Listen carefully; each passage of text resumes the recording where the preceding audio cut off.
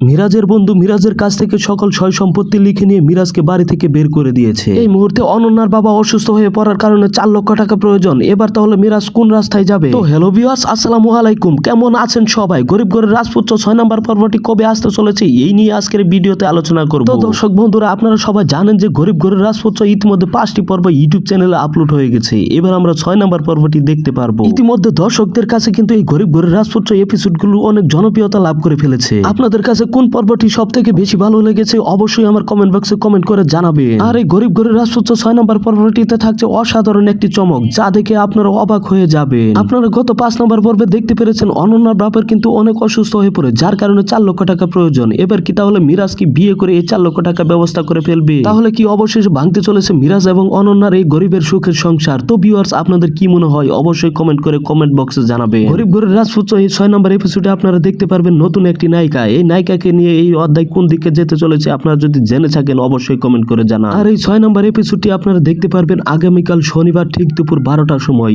কারো হেম ইউটিউব চ্যানেলে।